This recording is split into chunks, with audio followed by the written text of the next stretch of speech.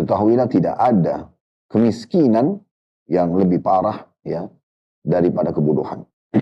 Artinya, bagaimana kita memahami teman-teman sekalian bahwasanya ya, kalau ada orang yang betul-betul tidak ambil manfaat dari fasilitas yang ada sekarang, media yang tadi kami singgung, bisa belajar dengan sangat mudah dari para ulama dan dai kita.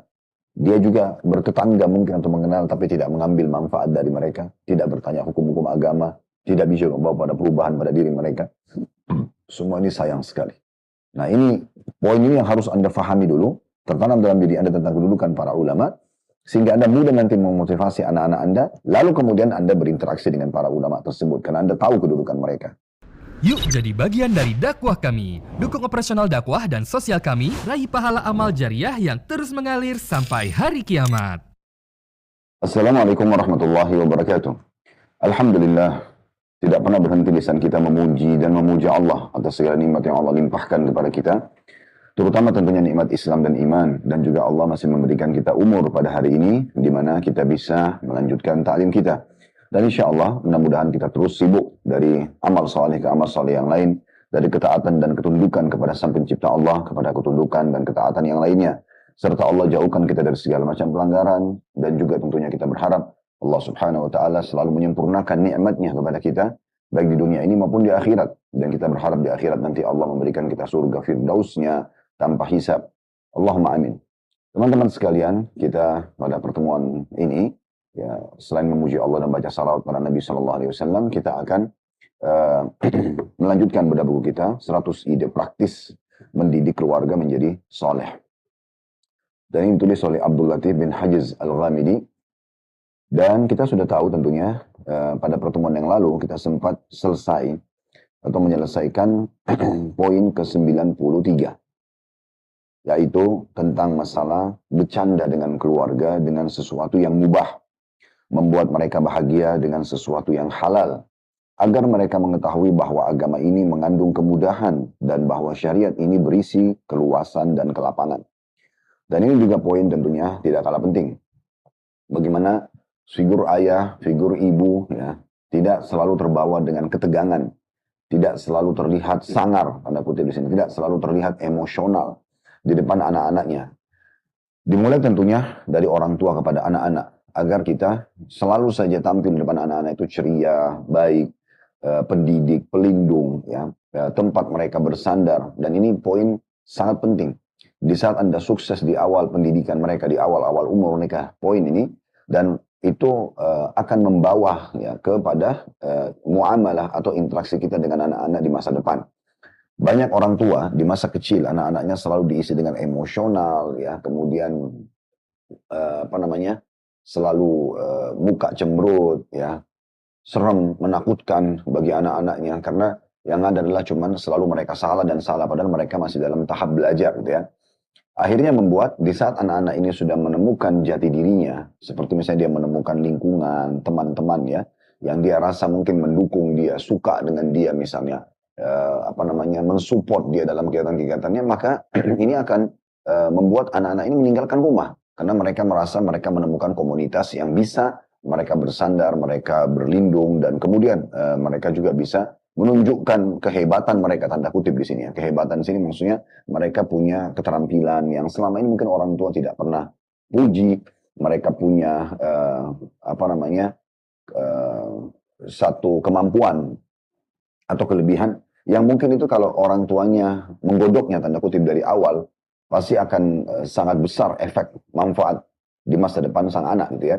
Tapi karena tidak menemukan pada orang tua, mereka temukan pada teman-temannya. Yang jadi masalah, teman-teman dan lingkungan ini, karena masih sebaya dengan anak-anak, biasanya pengalaman mereka masih sangat sedikit. Sehingga bisa saja kepada hal yang positif, misalnya teman-temannya itu orang-orang berprestasi dalam pendidikan, atau dalam agama, misalnya, atau hal-hal yang lain lah, prestasi dalam olahraga dan seterusnya, maka mereka ikut.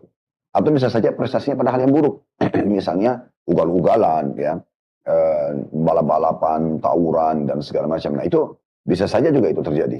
Dan ini bermasalah, ini memberatkan si orang tua, ya, karena mereka harus menyelesaikan banyak konflik yang dilahirkan oleh sikap dan perbuatan anak. Nah ini semua sebenarnya bermula dari awal sekali. bagaimana orang tua membuka pintu komunikasi yang sehat. Di antaranya hal sederhana, bercanda dengan anak-anak. Ya, bercanda dengan anak-anak. Ini penting sekali, bercanda tentunya pada koridor yang dibolehkan. Ya, selalu senyum dan hal-hal yang serupa. Disebutkan dalam sebuah riwayat yang sahih bahwasanya pernah Hasan dan Husain lewat di hadapan baginda Nabi SAW, lalu beliau menciumnya dan mengajak bercanda tentunya. Maka ada satu sahabat, orang Badui, dia duduk situ lalu dia memperhatikan dan dia berkata begini, apakah kalian mencium anak-anak kalian? Sungguh aku memiliki 10 orang anak yang belum pernah aku cium sekalipun. Apa kata Nabi Shallallahu Alaihi Wasallam? Jadi orang ini tidak pernah mencium anaknya. Dia lahir, anak-anak itu lahir dalam kondisi tahu ini ayah, figur ayah yang sangat sangar, menakutkan, berwibawa sekali gitu kan. Yang akhirnya membuat tidak ada candaan, tidak ada ciuman bahkan kepada anak-anak tersebut. Maka Nabi SAW mengatakan, saya akan buat apa lagi kalau seandainya Allah telah mengambil rahmat dari hatimu. Saya kalau sampai seperti itu luar biasa ya. Sampai tidak pernah mencium anak-anak gitu ya. Ini contohnya. Apalagi kalau sudah sampai pada bercanda. Jadi figur ayah harusnya bisa melepaskan kepenatannya pada saat masuk ke dalam rumah. Dan hadir bersama anak-anaknya di alam anak-anak itu. Sambil bercanda. Mengajarnya pun dengan mengajar cara bercanda. Cara alam anak-anak lah ya. Bukan juga bercanda yang berlebihan. Ada saatnya kita serius. Tapi alam anak-anak itu lebih banyak bercandanya. Nah itu contohnya. Kemudian teman-teman sekalian. Seorang ibu juga sama. Saya tahu Anda mungkin seorang ibu di rumah itu capek, letih ya. Karena kalau mengerjakan pekerjaan rumah cukup banyak seperti mungkin ya mengurus, menyapu, masak dan seterusnya. Nah semua itu teman-teman sekalian mungkin membutuhkan waktu khusus ya, menyerap energi juga yang sedikit banyak gitu ya. Mungkin Anda belum istirahat, belum sholat, belum masak, belum segala macam ya. Belum lagi rewelnya anak-anak ini. Tetapi juga tetap harus kita bisa hadir di depan anak-anak di mana ada waktu mereka kita ingatkan, kita layani cara bermainnya atau waktu bermainnya. Atau juga pada saat mereka melakukan kesalahan kita hadir sebagai seorang pendidik. Bukan sebagai seorang atasan tanda kutip sini atau seorang yang merasa punya hak di atas rumah itu atau benda itu sehingga membuat anak-anak ketakutan. Anda harus buang semua itu. Sebagai contoh misalnya, ada seorang ayah dan seorang ibu dikaruniai anak, anggaplah anak itu berumur 3 tahun, 4 tahun, 5 tahun, 6 tahun misalnya. Contoh mereka menjatuhkan sebuah gelas. Ya. Ada 2 cara di sini Anda menghadapinya. Anda marah spontan, sehingga membuat si anak pasti akan ketakutan, dan dia merasa bersalah. Nah permasalahannya di sini bermasalah besar ya. Ini kalau akumulasi, tidak langsung memang, tapi akumulasi, kalau terulang lagi nanti, itu akan berefek kurang baik kepada masa depan. Dia akan terbawa dengan rasa takut, hilangnya percaya diri, ya, kemudian juga dia akan melakukan perbuatan-perbuatan, kalaupun salah, dia akan coba menyembunyikannya. Dia tidak akan membuka. Ya, karena dia takut nanti dimarahin misalnya. Atau opsi yang lain. Anda coba merangkulnya. Anda mengatakan, tidak apa-apa nak, atau tidak masalah. Lain kali hati-hati, lebih hati-hati. Ya, agar kita tidak perlu menghadapi masalah seperti ini. Misalnya pecahnya gelas, contoh. Udah Anda tinggal beli gelas, tapi di sini Anda memberikan pesan kepada sang anak tadi, oh ternyata kesalahan kalaupun terjadi, saya tidak perlu khawatir berlebihan, toh saya tinggal menjaga pesan yang dikatakan tadi oleh ayah atau ibu saya, jangan sampai terulang lagi. Misal, nah itu 2 pola pendidikan yang berbeda, tapi efeknya juga ya, sangat besar kepada anak tersebut. Yang satu buruk, karena kita emosional marah hanya karena sebuah benda, dan yang satu misalnya, itu akan memberikan efek yang positif ya pada pendidikan, dan terus berkesinambungan ke depannya. Nah ini yang ingin dititip pesankan sebenarnya. Nah, bercanda ini tentu pada hal-hal yang dibolehkan dalam syariat ya. Tentu juga tidak luput bagaimana suami istri juga masuk dalam poin ini. Figur suami, dia harus hadir ya, sebagai figur orang yang berbeda sekali. Dengan wibawahnya di luar rumah misalnya. Dengan kepemimpinannya dan segala macam. Itu dia tidak harus berjalan dengan kewibawaan dan kepemimpinan yang terjadi ya. Atau yang dia miliki di luar rumah. Tetapi dia bisa mengubah pola dengan perubahan yang signifikan sebenarnya. Mungkin dengan penampilan pakaian yang berbeda, mungkin dengan banyaknya senyum, mungkin dengan ramahnya, mungkin dengan rangkulannya. Jadi walaupun dia mimpi di rumah dan istrinya tahu, dia mimpi di rumah, anaknya tahu. Dan tidak perlu dia jelaskan, dia sekarang hadir sebagai orang yang selalu dirindukan. Ini yang kami singgung pada Kamis yang lalu ya. Bagaimana kita, atau pada pertemuan sebelumnya tepatnya, bagaimana kita hadir ya, dalam kehidupan keluarga kita ini dalam kondisi kehidupan keluarga ini dalam kondisi mereka merasa kita ini ada dalam hidup mereka. Kita ini ada dalam hidup mereka. Kita ini figur orang yang bisa diandalkan, bisa mereka bersandar, mereka merasa nyaman, ya seperti itulah. Nah ini poin yang tidak kalah penting tentunya. Dan jangan menjadi figur yang kalau kita di rumah malah mereka ketakutan, dan kalau kita keluar justru mereka merasa gembira. Tapi jadilah figur yang justru kalau kita di rumah mereka gembira, kalau kita keluar mereka pun merasa rindu. Nah ini poin yang sudah kita singgung. Dan bagaimana Nabi SAW juga bercanda, ya. Di antaranya riwayat yang sudah kita baca, dan saya ingatkan kembali di halaman 78. Kita masih di poin 93 ya. Nanti kita akan masuk ke poin 94 sebentar lagi. Ini saya reviewkan akhir yang kita bahas. Yaitu Abu Hurairah berkata, karena Rasulullah SAW la yudli'u lisanahu lil Hasan ibn Ali fayara as-sabiyyu humrata lisani fayahushu ilaihi.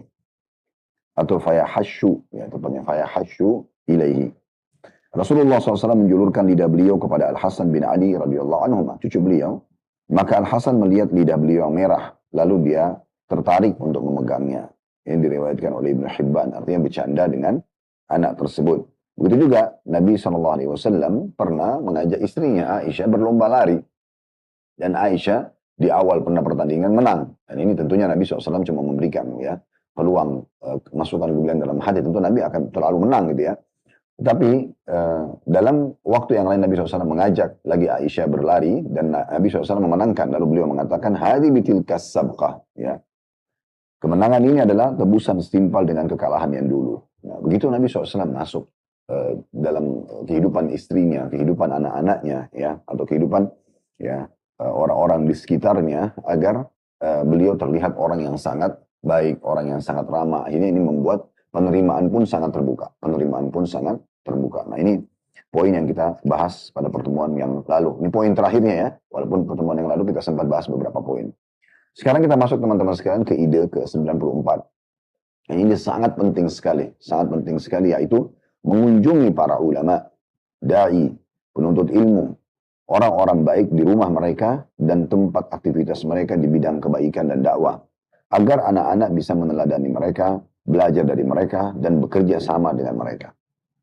Di poin ini teman-teman sekalian kita akan bicara tentang kedudukan para ulama, para penuntut ilmu, para da'i.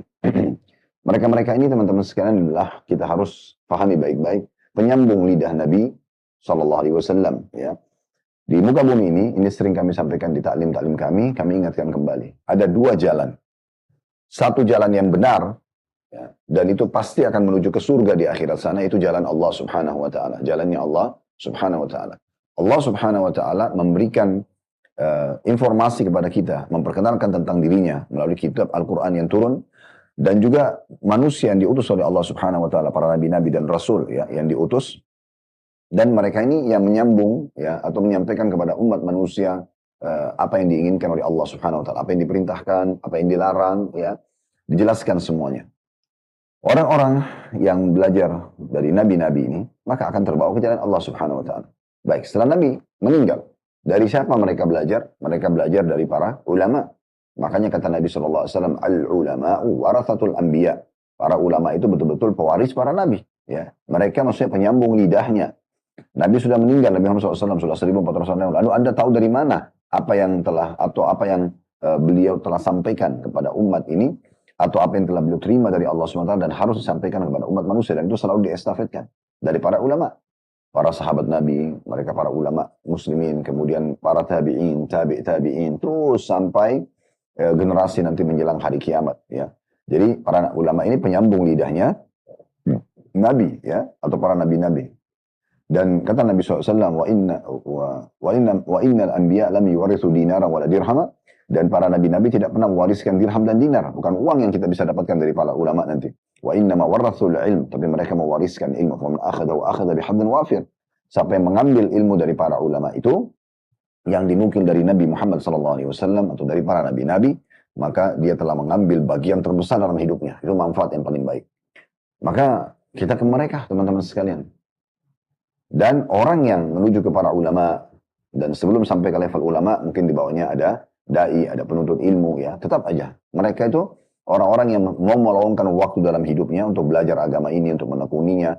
Dan apalagi mereka menjadi seorang praktisi, mereka praktekkan ilmu itu. Mereka belajar tentang sholat malam, sholat duha, tentang sholat tepat waktu misalnya di masjid, tentang puasa, zakat dan segala macam mereka pelajari dan mereka praktikin. Nah, ini orang-orang yang betul-betul penyambung ya Nabi Muhammad SAW karena mereka melanjutkan estafet perintah Allah Subhanahu Wa Taala itu. Nah ini teman-teman sekalian, kita kalau ke mereka maka kita akan dipandu ke jalan Nabi, ke para nabi-nabi, tepatnya si Nabi Muhammad SAW, lalu kemudian nabi-nabi yang lain, karena kita juga mempelajari sebagian daripada apa yang disampaikan kepada kita dari kisah nabi-nabi sebelum Nabi Muhammad SAW. Dan itu pasti akan dipandu ke jalannya Allah, dan ujung-ujungnya adalah surga. Ini jalan yang benar, dan tidak ada jalan yang lain kecuali ini. Jalan yang kedua, jalan sesat, dan tidak ada jalan yang ketiga, yaitu jalannya iblis. Allah sudah menggambarkan dia adalah adu mubin, musuh yang nyata. Iblis ini akan membawa ke neraka. Ya. Kesesatan, kesengsaraan di dunia, juga neraka di akhirat. Penyambung lidahnya iblis adalah para dukun, peramal, penyamun, penyihir. Mereka ini adalah para ahli maksiat. Mereka ini adalah penyambung lidah iblis. Anda kalau berteman pada mereka, atau dengan mereka, atau mengunjungi mereka, duduk bersama mereka, belajar dari mereka, dan seterusnya, ya, maka Anda akan dibawa ke jalan iblis yang membawa ke neraka. Tidak ada jalan yang lain, maka Anda harus tentukan. Oleh karena itu teman-teman sekalian, datang, bertemu dengan para ulama di majelis-majelis mereka. Kalau ada di antara mereka yang mengizinkan untuk mengunjungi tempatnya dia bekerja, atau lembaga yang dia sedang ada di situ beraktivitas, misalnya yayasan atau studio, tempat berdakwah, atau mungkin ada yang bertetangga bisa mendatangi ziarah rumah mereka kalau memang diizinkan. Semua itu, dan ini tentu tidak bisa dipaksakan ya. Ini bukan sebuah keharusan. Anda mengatakan, oh Anda kan seorang alim, harus kami diizinkan untuk datang ke rumah Anda. Lalu rumah itu penuh dengan tamu-tamu dan dia pun tidak ada waktu untuk istirahat, untuk keluarganya dan seterusnya. Itu juga tidak benar kan. Tetapi kalau memang Anda mau berdatang dan izin baik-baik, kalau diizinkan, alhamdulillah. Kalau belum diizinkan ya sudah, kita hadir di majelis-majelis mereka. Yang paling benar adalah yang paling tepat di majelis tentunya. Karena di majelis ilmu ini otomatis ya, otomatis kita bisa hadir mendengarkan ilmu dan juga bisa bertemu dengan figur yang kita harapkan bisa menyampaikan kepada kita apa yang diajarkan oleh Nabi Sallallahu Alaihi Wasallam. Nah ini teman-teman sekalian tentang masalah bagaimana ulama-ulama ini, ya, bagaimana para dai-dai dan kedudukan mereka sangat luar biasa, ya. Dan tentunya kita kalau duduk dengan para ulama, para penuntut ilmu, dan kita bicara ini orang yang ikhlas ya dalam hal tersebut teman-teman sekalian, bukan orang yang hanya sekedar datang kemudian hanya untuk pamer ilmunya, itu bukan itu yang kita bahas, tapi umumnya orang-orang yang ikhlas, yang memang mengerjakannya karena ingin mengejar akhirat, mengejar pahala, maka ini akan berefek mendatangkan keberkahan kepada kita. Ya, mungkin kita bisa melihat dari sikap saja mereka sudah cukup untuk memberikan kepada kita gambaran bagaimana kita harus bersikap juga. Ya, mungkin tutur kata, mungkin cara salaman, mungkin cara berjalan, mungkin pakaiannya, mungkin ya cara memberikan penjelasan, retorika, dan banyak hal yang kita bisa belajar gitu ya. Atau kita mungkin bisa bertanya masalah agama kepada mereka. Nah ini bisa kita dapatkan ya gitu. Kita bisa mendapatkan manfaat yang besar ya. Dan bisa juga misalnya kita melakukan kesalahan dan ditegur oleh mereka secara langsung. Nah, ini yang Nabi SAW perumpamakan majelis yang saleh, yang baik, yang bagus lah ya. Itu adalah majelisnya para ulama atau teman-teman yang baik ya. Kita bisa duduk sama mereka. Nah kalau kita duduk sama mereka teman-teman sekalian, kata Nabi SAW perumpamaan mereka seperti penjual parfum, minyak wangi. Yang minimal kita mendapatkan bau wanginya, minimal. Kalau lebih sempurna kita membeli atau mendapatkan hadiah parfum dari dia. Karena yang dibicarakan pasti hal-hal yang positif. Mereka pun menjauhi hal-hal yang tidak baik. Atau kalau kita berbicara hal yang tidak baik, maka mereka meluruskannya. Jadi semuanya bagus. Dan sangat berbeda sekali dengan komunitas atau majelis orang-orang buruk. Jauh dari agama, ya. Ini mungkin akan justru mendatangkan hal-hal yang tidak baik, ya. Kata Nabi SAW perumpamaan majelis su, ya. Tempat yang buruk, gitu ya. Itu seperti orang nafikhul kir, orang yang meniup. Kalau kir itu dalam bahasa Arab seperti mirip kipas, ya. Ujungnya ada corongnya dan dia ditekan dengan dua tangan. Seperti itu dulu guru kami menggambarkan makna kir yang sebenarnya dalam hadis itu. Dan kalau ditekan bawah dan atas, dari ujung bagian depan itu akan keluar angin untuk meniup bara api, ya, arang kalau kita supaya apinya nyala. Nah, kalau kita kan di Indonesia mungkin menggunakan kipas. Ya. Nah ini seperti itu sebenarnya ya. Kalau dia tiupkan angin, bara api bisa saja itu bar apinya, letupan apinya bisa membakar kita atau minimal kita mendapatkan bau yang kurang sedap. Jadi memang duduk sama mereka ini hal yang luar biasa yang harus menjadi perhatian khusus ya. Jadi bisa kita dengan cara datang ke tempat mereka. Jadi sudah kami jelaskan, mungkin dengan cara mengunjungi majelis mereka, atau kita mengunjungi tempat-tempat kerja mereka dan beraktivitas dakwanya, atau memang kita bisa menziarahi tempat mereka. Menziarahi tempat mereka, rumah maksud saya di sini, kalau memang mereka mengizinkannya. Baik, di sini teman-teman sekalian, penulis ingin memesankan tadi itu, dan di sini kita bisa lihat ya, apa tujuannya, apa yang penulis ingin sampaikan. Mereka menyampaikan bahwasanya agar anak-anak bisa meneladani mereka. Nah, melihat tadi ya, cara jalannya, pakaiannya, menyambut tamunya, banyak hal yang bisa dijadikan pelajaran. Bahkan kita bisa minta ya mereka menasihatin anak-anak kita. Di sini poin setelahnya belajar dari mereka ya. Dan juga bisa bekerja sama dengan mereka. Misal tiba-tiba anak kita menjelaskan waktu ditanya sama seorang alim yang kita datangin, sekolah di mana nak misalnya, apa aktivitasnya, misal contoh. Itu akan membuat anak kita menjawab misalnya. Lalu kemudian mungkin dari pertemuan itu, seorang alim itu, seorang dai ini kebetulan punya program. Mungkin program tahsin Quran atau tahfidz Quran, atau mengunjungi sekolah-sekolah, misal contoh. Nah, itu sudah cukup teman-teman sekalian untuk membuat ini menjadi sebuah respon yang baik, ya, respon yang baik. Sehingga anak-anak kita mendapatkan efek ya, dari apa yang mereka lakukan itu. Mungkin juga kita bisa ngajak anak kita untuk menyumbang, kalau para dai-dai, para ulama ini punya program-program kegiatan ya, baik dalam dakwah mereka atau kegiatan dakwah sosial mereka dan seterusnya. Baik, di sini teman-teman sekalian, kami sarankan sebagai tambah, tentu di sini sudah selesai yang ditulis oleh penulis di satu paragraf saja di poin 94 ini. Seperti biasa kami akan tambahkan dengan syarah. Nah, sebelum jauh semua tadi apa yang kami paparkan itu, kami ingin sekali teman-teman sebagai orang tua, dan setelah itu nanti Anda estafetkan kepada anak-anak Anda harus tahu kedudukan para ulama dalam agama Islam. Seperti apa Islam melihat para ulama ini. Seperti apa kedudukan mereka di sisi Allah Subhanahu wa Ta'ala dan juga di sisi Nabi Muhammad SAW. Supaya Anda tahu Anda sedang berhadapan atau Anda sedang bertemu atau mengajak diri Anda dan keluarga Anda ini berkumpul dengan komunitas siapa ini ya. Ini bukan hanya sekedar raja dunia atau presiden di masa sekarang, bukan hanya sekedar menteri-menteri pejabat pemerintahan, bukan hanya sekedar seorang pengusaha sukses ya yang kaya raya. Pemerintahan mungkin Anda bisa mendapatkan jabatan, misal contoh, atau Anda bisa mendapatkan proyek misalnya, atau apa saja yang positif ya. Kemudian para pengusaha mungkin Anda bisa dapat menjadikan mereka para bisnis atau berbisnis sama mereka, misal contoh. Atau misalnya seorang yang profesional di bidangnya, seorang dokter, ya IT, mungkin Anda bisa mendapatkan manfaat ilmu itu dari mereka misalnya, atau Anda bisa pakai jasa mereka. Ini yang kita sedang bahas di atas semua itu. Karena ini pewaris para nabi-nabi. Jadi nabi-nabi itu teman-teman sekalian pemimpin manusia, ya, pemimpin manusia. Allah pilih mereka dari sekian miliar manusia ini untuk menjadi utusan Allah karena dipercaya. Mereka memiliki kelebihan fisik, mereka memiliki kelebihan kecerdasan akal, hati nurani yang jernih, sehingga mereka bisa menerima wahyu dan mereka bisa menyampaikannya. Ya. Dan mereka dijadikan pemimpin manusia, artinya yang terbaiknya. Penyambung para nabi-nabi, itu adalah para ulama. Ini di atas daripada semua jabatan manusia tentunya. Makanya kita harus mengetahui teman-teman sekalian. Allah menyebutkan dalam Al-Quran, ini kita masuk ke syarahnya ya. Yang pertama, dalam surah Az-Zumar, ayat 9. Allah Subhanahu wa Ta'ala mengajak kita berfikir, "Qul hal yastawil ladina ya'lamuna wal ladina la ya'lamun."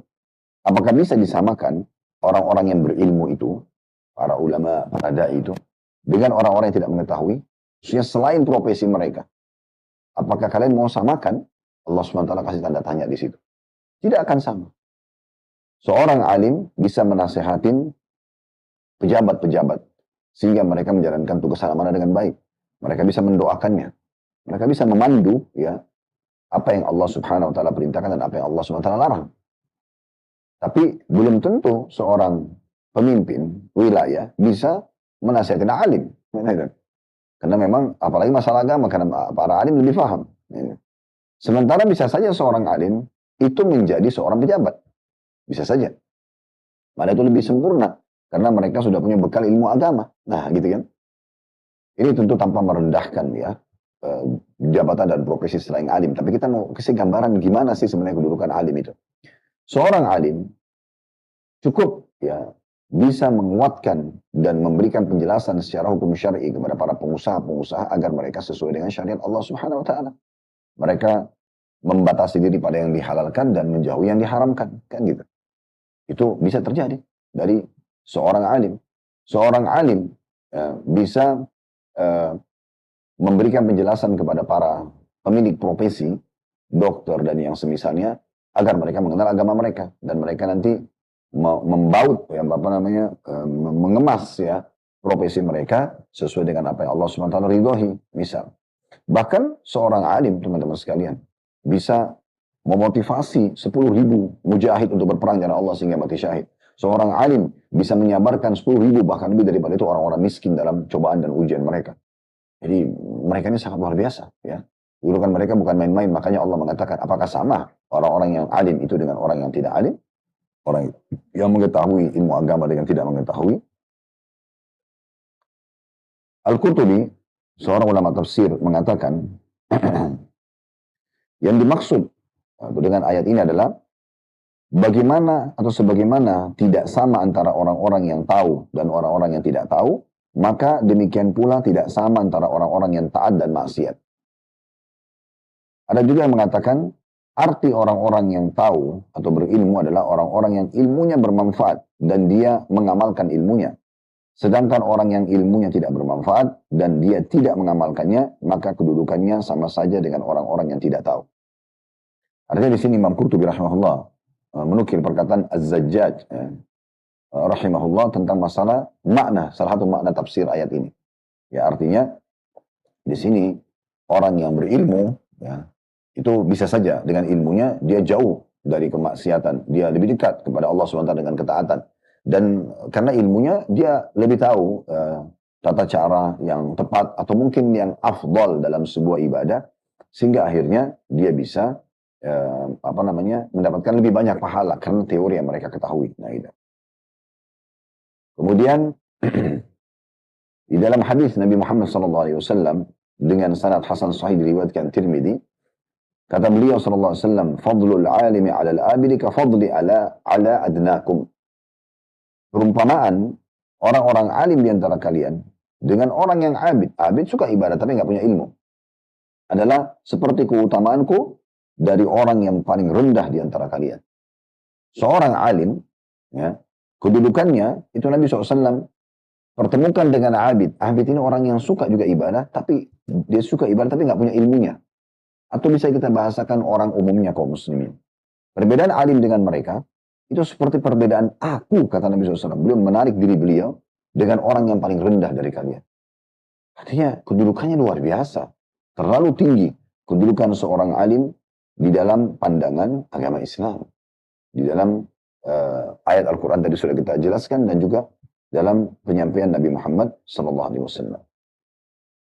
Syekh Abul Ala Al-Mubarakfuri mengatakan, wa fi isyaratun ila wajhil afdaliyah bi anna naf'ul ilmi mu'tad wa naf'ul ibadati qasir.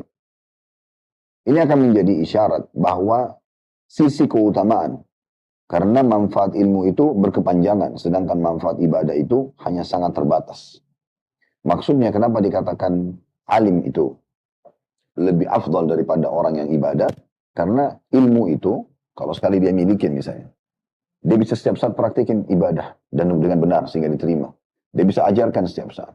Tapi kalau seorang ahli ibadah tidak punya ilmu, dia belum tentu mengajarkan orang lain. Atau dia kalau tidak punya ilmunya, mungkin ibadahnya bisa salah. Ya, bisa juga dia kalau mengajarkan orang lain keliru juga yang diajarkan kepada orang lain misalnya. Itu akan berefek kurang baik. Kemudian juga kita tahu kalau seseorang itu dimudahkan Allah SWT memiliki ilmu agama. Dan kita lihat dia sibuk dalam hidupnya selalu menulis, membaca, mengajar. Luar biasa ya. Seperti para ulama-ulama kita. Masya Allah. Mereka luar biasa meluangkan waktu, energi. Ya, juga bahkan ada yang banyak mengeluarkan hartanya, melimpah untuk menuntut ilmu. Ini berarti Allah inginkan kebaikan buat mereka. Anda pun sekarang kalau Anda ikut dalam majlis mendengarkan pengajian kita ini, semoga Anda termasuk orang-orang yang Allah pilih. Karena memang Nabi SAW mengatakan itu. Di dalam hadis yang sahih, diriwayatkan Tabarani dan juga Abu Nuaim. Man yuridillahu bi khairan yufaqihu fid din wa yulhimhu rusydah. Barang siapa yang dikehendaki oleh Allah kebaikan untuknya, niscaya ia akan diberi pemahaman dalam agama dan diilhami petunjuk dari sisi Allah. Jadi di sini tanda-tanda kebaikan Allah, Allah memilih seseorang itu faham agama. Allah mudahkan dia untuk bisa menjadi dai, menjadi alim. Dia menjadi seorang praktisi, dia praktikin agama, dia mengingatkan manusia agar mengerjakan perintah Allah, meninggalkan larangan Allah. Ini berarti Allah inginkan kebaikan buat dia. Di sebaliknya kita bisa faham mafhum khalafahnya, lawan daripada pemahaman ini adalah kalau orang jauh dari agama, walaupun kaya raya, walaupun jabatannya tinggi, tapi tidak faham agama, berarti Allah belum tentu inginkan kebaikan buat dia.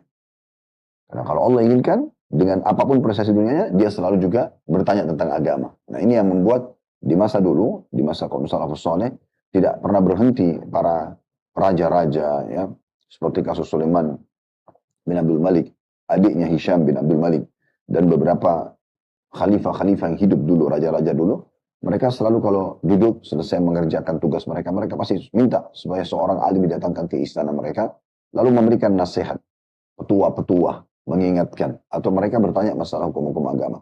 Sebab mereka tahu bahwasanya ya sesuatu yang mendatangkan keberkahan justru kalau memahami masalah agama tersebut. Ya. Begitu juga orang alim yang ilmunya bermanfaat ya bagi orang banyak, ya, atau bisa memberikan manfaat bagi orang banyak, juga bermanfaat buat diri dia. Ini sebuah keutamaan yang tidak semua orang bisa dapatkan. Sebagaimana dinukil dalam sebuah athar, dinukil oleh Ibnu Asakir, afdalun nasir mu'min al-alim alladhi idha ihtija ilaihi nafa' wa idha istugniya anhu agna nafsah. Orang yang paling utama adalah orang mukmin alim yang bermanfaat bila dibutuhkan dan mencukupi dirinya bila tidak diperlukan. Artinya di sini dia memang bermanfaat bagi orang-orang, ya, bermanfaat bagi orang-orang. Dan disebutkan juga dalam sebuah athar oleh Ad-Dailami, akrabun nasi min darajatin nubuwah ahlul ilmi wal jihad.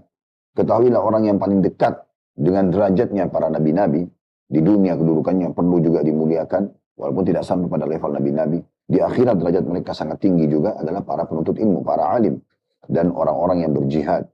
Amma ahlul ilm fadallun nasa ala ma ja'at bihi rusul. Para penuntut ilmu atau para ulama itu menunjukkan manusia terhadap apa yang telah dibawa oleh para rasul-rasul sehingga kedudukan mereka sangat tinggi. Wa ahlul jihad yujahiduna bi asyafihim ala ma ja'at bihi rusul.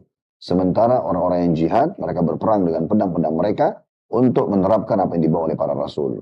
Ya, di sini berarti menandakan seorang alim, ya, itu juga kedudukannya sangat tinggi di sisi Allah Subhanahu wa taala. Jadi Anda harus paham benar nih bagaimana kedudukan para alim. Jadi jangan hanya sekedar, oh iya saya kenal si fulan, ya, dia seorang alim, saya kenal, cuma sebatas itu saya kenal, tapi tidak mengambil manfaat. Berapa banyak orang yang bertetangga dengan seorang alim atau ulama, tapi mereka tidak ambil manfaat ilmu dari mereka, tidak ambil akhlak, tidak ambil adab, dan segala macam. Berapa banyak ulama-ulama mengisi kajian online, mengisi kajian di masjid-masjid, di majelis taklim, tapi Anda tidak hadiri, Anda sia-siakan mereka, karena anggap itu tidak penting. Ya. Sementara menuntut ilmu dalam Islam, belajar dari para ulama ini hukumnya wajib. Sabda Nabi SAW, talabul ilmi fardhatun ala kulli muslim. Menuntut ilmu itu wajib bagi semua muslim, tidak ada pilihan. Harus kita belajar, nggak bisa tidak. Ya. Harus kita betul-betul meluangkan waktu, bukan mengatakan kapan saya ada waktu. Karena ini wajib secara individual kepada semua muslim belajar. Dan cara belajar harus kepada para alim dan ulama-ulama ini. Ya. Jadi ini penting sekali untuk kita garis bawahi teman-teman sekalian. Jadi nggak boleh kita sia-siakan. Berapa banyak orang yang tidak ambil manfaat sama sekali. Ya, sayang. Dia kenal, dia berinteraksi, tapi tidak membawa pada perubahan yang signifikan dalam hidupnya untuk lebih dekat kepada Allah SWT atau bahkan menjauhi larangannya. Kemudian juga teman-teman sekalian, ada statement yang dinukil oleh At-Tabarani, Al-Baihaqi, Abu Ya'la dan juga Ibnu Asakir, sebuah athar yang berbunyi la mautu kabilatin aisaru min mauti alim. wafatnya satu suku lengkap. Ya, itu jauh lebih ringan dibandingkan meninggalnya seorang alim. Ini statement yang luar biasa. Ya. Satu suku, ribuan orang, satu negara, hilang semua musnah, itu masih lebih ringan dibandingkan meninggalnya seorang alim. Karena wafatnya mereka, masih banyak orang lain yang ada, hidup. Atau mungkin generasi yang melanjutkan. Kita lihat ada beberapa wilayah kena gempa, bencana alam. Setelah mereka wafat sekian banyak orang, datang lagi generasi yang tinggal di tempat yang sama. Itu sampai hari kiamat, menjelang hari kiamat, Allah SWT terus akan lahirkan dan kembangkan populasi manusia. Tidak akan habis sampai nanti manusia terakhir yang Allah takdirkan lahir sebelum hari kiamat. Itu jelas ya, bisa saja ya, seperti itu. Ya. Tapi kalau seorang alim, teman-teman sekalian, ini berbeda sekali. Ya. Seorang alim ini, kalau dia ada di satu tempat, akan mendatangkan keberkahan. Dia bisa mengajarkan. Satu alim bisa mengajar satu negara. Kita tahu kadang-kadang, contoh di Indonesia, Majelis Ulama Indonesia. Atau kalau kita gabungkan dai-dai, jumlah mereka lebih sedikit daripada masyarakat umumnya. Gitu kan. Tapi mereka bisa menggerakkan, mengingatkan, meluruskan, menasihati, ya, memberikan fatwa kepada masyarakat. Sehingga matinya seorang alim itu luar biasa, musibah besar dalam agama. Karena dia ilmunya akan hilang bersama dia, apalagi kalau orang tidak sempat belajar dari dia. Ini statement yang luar biasa itu ya. Kemudian juga ada statement yang atau sebuah athar juga dinukil oleh Ibnu Abdul Bar. Kemudian Ibnu Najjar, Ibnu Jauzi, ya. Kemudian juga disebutkan oleh Ad-Dailami, yuzanu yawmal qiyamati midadul ulama'i bidami syuhada. Pada hari kiamat nanti karya tulisnya, ya, penyampaian-penyampaian para ulama akan ditimbang bersamaan dengan tetesan darah para syuhada. Hasilnya akan lebih berat nilai ya, tetesan tinta ulama sebagaimana disebutkan dalam riwayat yang lain. Artinya, kalau kita ambil kesimpulan dari athar atau riwayat ini, tulisan seorang alim, petuah yang disampaikan, fatwa yang disampaikan, nasihat yang disampaikan, itu ya, apalagi dinukil tulis ya, mungkin sekarang ada rekaman, itu lebih mahal daripada darahnya syahid. Sebagaimana kami jelaskan tadi, satu orang alim bisa memotivasi 10.000 orang untuk berperang dan mati syahid. Belum tentu seorang yang berperang bisa mengambil posisi seorang alim, kecuali memang dia dasarnya alim dan ikut berjihad, itu lebih mulia lagi. Tapi riwayat ini menjelaskan kepada kita bahwasanya tulisan para alim di masa dulu orang nulis, ya. Mengajar juga ya, tapi tidak sebesar sekarang. Kalau sekarang mungkin sudah ada visual, ada audio, disebarluaskan. Anda mau bertanya hukum apa saja, Anda mau dengar kisah apa saja berhubungan dengan agama, kisah para nabi-nabi, kisah para sahabat-sahabat nabi, sahabiat nabi, kisah Nabi Muhammad SAW secara pribadi beliau, ya, sirah nabawinya. Anda mau belajar fikih, Anda mau belajar hadis, dengan segala macam berhubungan dengan itu ya. Ada di fikih itu ada kawaid fikih, ada usul fikih. Anda mau belajar hadis dengan mustalah hadisnya. Anda mau belajar lanjutan daripada sirah sejarah Nabi, ada tarikh sejarah dalam Islam. Anda mau belajar secara thaqafah Islamiyah, Anda bisa dapatkan. Anda mau belajar apa saja, ya, bisa Anda dapatkan. Di masa sekarang itu sudah sangat terfasilitasi, ya. Dan ini bisa masuk dalam makna daripada hadis ini. Artinya tulisan mereka, ya, penyampaian-penyampaian mereka, petua-petua mereka ini semua itu jauh lebih mahal dibandingkan darah para syuhada gitu ya. Begitu juga teman-teman sekalian. Di dalam sebuah athar yang lain dinukil ya, dalam Musnad Asy-Syihab ya, bahwasanya la yashba'u 'alimu min 'ilmin hatta yakuna muntahaul jannah. Seorang alim tidak akan pernah merasa kenyang dengan ilmu sampai ujungnya dia masuk ke dalam surga. Artinya kalau seseorang itu mau masuk ke ranah menuntut ilmu dan Anda ikhlas, kalau Anda masuk dan ikhlas, Anda akan merasakan satu fenomena yang membuat Anda selalu merasa haus dan merasa nyaman dengan itu. Tentu kalau Anda ikhlas, sehingga Anda selalu sibuk dari pengajian ke pengajian yang lainnya, menulis, menyampaikan, menasihati, meluruskan. Semua ini tidak akan membuat seorang alim itu puas sampai nanti dia masuk ke dalam surga. Artinya, dia targetnya masuk surga dan dia jadikan itu sebagai kendaraan dia. Dan bagaimana dia terus akan menyampaikan kebaikan-kebaikan sampai hembusan nafas terakhirnya. Dia akan berusaha terus.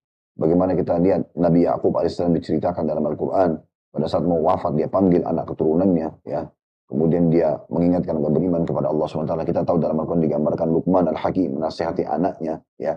Dan banyak kisah-kisah yang berhubungan dengan masalah ini tentunya. Karena memang mereka selalu mau menyebarkan kebaikan-kebaikan itu. Nah seperti itulah. Kemudian juga ada statement yang disampaikan dari ulama salaf. Ya. Dikatakan halaku ummati fi syai'ain. Maaf, ini statement yang disampaikan dari Nabi Muhammad SAW. Sebuah athar riwayat ya. Halaku ummati fi syai'an. Tarkil ilmi wa jam'il mal. Kebinasaan umatku terletak pada dua hal. Yang pertama, meninggalkan ilmu, dan yang kedua, menumpuk harta. Maksudnya, kalau seseorang itu sudah tidak mau lagi belajar, tidak lagi mempedulikan para ulama, mengambil ilmu dari mereka, menyandarkan hukum pada mereka, atau memang sudah tidak ada alim, orang semua tidak peduli dengan pendidikan agama, yang penting dia pendidikan umum dan mengejar dunia saja. Seakan-akan orang kalau menjadi alim tidak punya pendapatan duniawi, gitu kan? Ini pemahaman keliru tentunya. Dan mereka hanya sibuk mengumpulin harta. Bukan berarti kita tidak boleh punya harta. Tapi seorang mukmin yang paham, punya teori agama, dia tidak akan menumpukan hartanya untuk urusan dunia. Tumpuk-tumpukin di rekening banyak, tapi tidak pernah bantu untuk Palestina, tidak pernah bantu untuk masjid, pesantren, tidak pernah lah melakukan kegiatan sosial. Itu karena kurangnya ilmunya. Itu banyak terjadi. Maka itu kebinasaan. Tapi kalau seseorang menggabungkan antara ilmunya dengan harta dan akhirnya dia dua-dua dia habiskan jalan Allah, ini puncak daripada kebaikan. Sebagaimana kita tahu hadis Nabi SAW dan pernah kami sampaikan, bahkan sering kami ulangi. Kata Nabi SAW, manusia 4 macam. Yang pertama yang terbaik, afdalul manazil, kata Nabi SAW, kedudukannya paling baik, yaitu orang yang diberikan ilmu dan harta. Dua-dua digabung. Kemudian dia menghabiskan keduanya di jalan Allah. Ilmunya diajarkan, dipraktikin, dia mengingatkan, dia meluruskan, ya, dan seterusnya. Kemudian juga hartanya diinfakkan jalan Allah. Nah ini orang yang paling baik kedudukannya. Kalau dia menggabungkan keduanya. Datang setelahnya yang kedua adalah orang yang Allah kasih ilmu, tapi belum punya harta. Cuman dia bilang, ya Allah kalau seandainya aku memiliki seperti orang itu, aku akan buat yang sama. Kalau aku juga engkau berikan harta, aku akan buat yang sama. Maka mereka sama pahalanya. Tapi tetap yang pertama adalah orang yang paling mulia. Jadi kita bisa jadikan sebagai doa kita. Tentu yang 3 dan 4 ini juga sudah pernah kita sebutkan, adalah orang yang ketiga diberikan harta tapi tidak punya ilmu. Hartanya melimpah tapi nggak punya ilmu. Sehingga dia tidak mau tahu dari sumber halal atau haram yang dia dapatkan ya, sebagai sumber income-nya. Dihabiskanlah ke dalam maksiat kepada Allah. Ini kata Nabi SAW, akhbath manazil, kedudukan paling buruk. Dan yang keempat adalah yang lebih buruk lagi, nggak punya ilmu, nggak punya harta, udah bodoh, miskin gitu ya. Kemudian dia melihat golongan yang ketiga, yang hartanya melimpah tapi tidak punya ilmunya. Dia pakai maksiat harta tersebut. Maka dia mengatakan kalau saya punya harta seperti ini, maksudnya golongan ketiga, saya akan buat yang sama. Maka mereka sama dosanya. Mereka sama dosanya. Ya. Kemudian selanjutnya, di dalam sebuah riwayat Al-Bazzar, Tabarani, dan juga Al-Baihaqi, ada sebuah riwayat berbunyi, Kana kun aliman, au muta'alliman, au mustami'an. Ya. Au muhibban, wala takun al-khamisah, ay mubghidan, fatahlik. Jadikanlah dirimu sebagai seorang alim, kejar level itu yang terbaik. Ya. Kalaupun tidak, maka minimal menjadi seorang penuntut ilmu. Kalaupun tidak, minimal menjadi seorang pendengar yang baik. Kalaupun tidak, menjadi pecinta ilmu, suka dengan ilmu itu, walaupun memang dia belum banyak belajar. Dan jangan kamu menjadi yang kelima, yaitu pembenci ilmu, karena engkau akan binasa. Karena engkau akan binasa. Ya. Dan dalam statement yang terakhir, disampaikan atau dinukil oleh Ibn Hibban, dalam riwayat ini atau asar ini berbunyi, La faqra asyaddu minal jahl. Ketahuilah tidak ada kemiskinan yang lebih parah ya daripada kebodohan.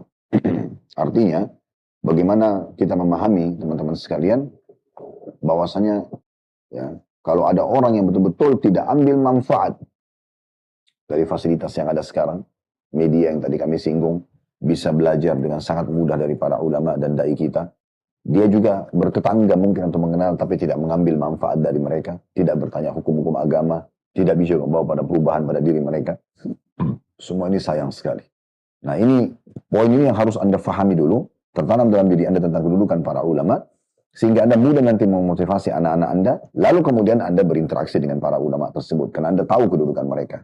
Nah ini yang sedang dititik beratkan oleh penulis tentunya di poin nomor 94. Dan kali ini kita hanya membahas sebuah poin ini saja, dan kedepannya insya Allah kita akan lanjutkan poin ke 95.